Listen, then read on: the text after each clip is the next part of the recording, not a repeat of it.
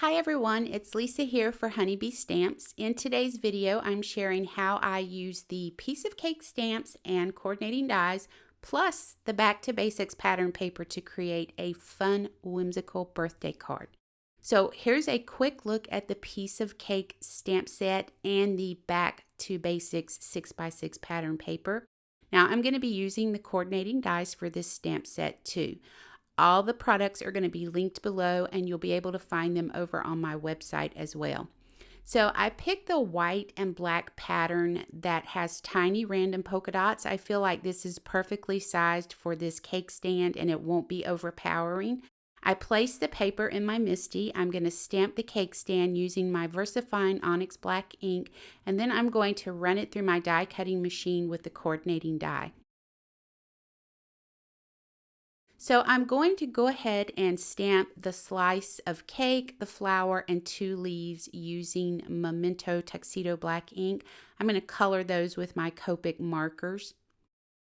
Now you see I stamped the candle, but I decided not to use it. I should have used the pattern paper for the candle. That would have been really cute. Maybe I'll do another one like that.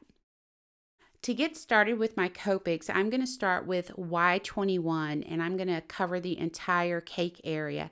Then I'm going to do a thin line of E31 for a bit of shading, and then I'm going to go back over that with Y21. Now it's at this point that things are not going the way that I had envisioned them, but I'm not giving up on this. I'm going to keep working with it. I'm going to use my blender pen and remove some of the color from the center, and I'm okay with it so far.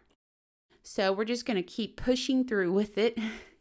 So I decided to go ahead and use R11 to color the whole icing area in, and then a little bit of R21 for shading.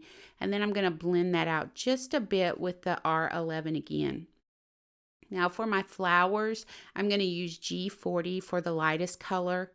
And then I'm going to do a tiny bit of shading there in the center with G99 and then blend it out with G43. And then I'm going to use for the flower Y02 to color the flower in, and Y15 to add a tiny bit of shading, and then just touch it a little bit with Y02 just to blend out a few of those areas. So I'm going to go ahead and run these through the die cutting machine. Now while I was over there, I went ahead and I partially die cut the cake stand and cake slice so that they would end up being one solid image, so that I could glue all of my pieces to one piece. Instead of trying to work with separate pieces, I just find it easier to be able to glue everything to one piece. Now you could easily stamp the 2 images together. So stamp the cake slice just as if it's sitting on that cake plate, and then just fussy cut those out, and you could use that instead of doing partial die cutting. So after I get everything arranged, I decided the cake slice was just not cutting it for me. So I'm going to grab my polychromos and I'm going to add a little bit more color to this thing. I guess you could say I'm going to try to breathe some life into it. So I'm just grabbing colors that are a shade or 2 darker than my Copics that I used. Now I love using my polychromos over my Copics. I find it's easier to get into those tight spots, and I think that this is starting to look so much better already.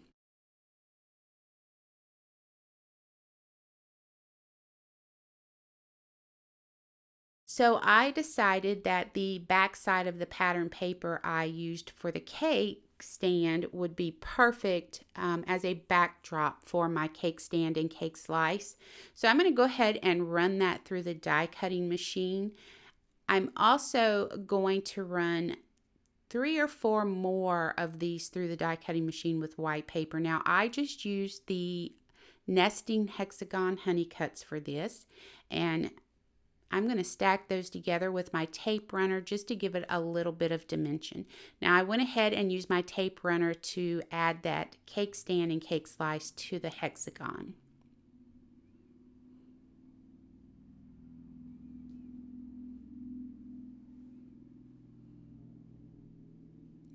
Next up, we're going to go ahead and stamp the sentiments using Versafine Clair Nocturne ink.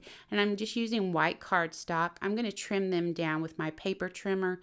Now, I decided that I wanted to use the word die that comes with the coordinating die set for this stamp set. It's a little love word, and I wanted to use that on the card also. So I ran that through the die cut machine several times, used some liquid adhesive to stack those together. I decided though that I wanted it to be black, so I just came in with a black Copic marker and colored over the top of it, and then I was good to go. Now, I decided that my card base was just a tad bit plain, so I ran a piece of 80-pound cardstock through my die cutting machine in an embossing folder. Now, you can use any embossing folder you have, or you could skip it entirely. So I'm using my tape runner to adhere that hexagon and cake to the front of the card with my T-ruler just to make sure everything is centered and straight. I'm using mounting foam strips to adhere the sentiment strips and liquid adhesive to go ahead and place that word down. And then I'm going to finish this off with gold sequins.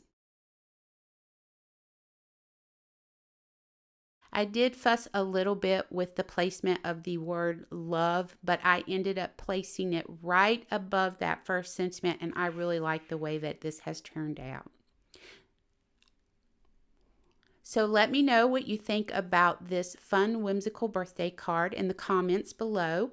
Thanks for joining me today. I hope you'll click the subscribe button and ring the bell to be notified of new content to the channel. For more information about the products I used, head over to the Honeybee Stamps website, and I hope you have an amazing day.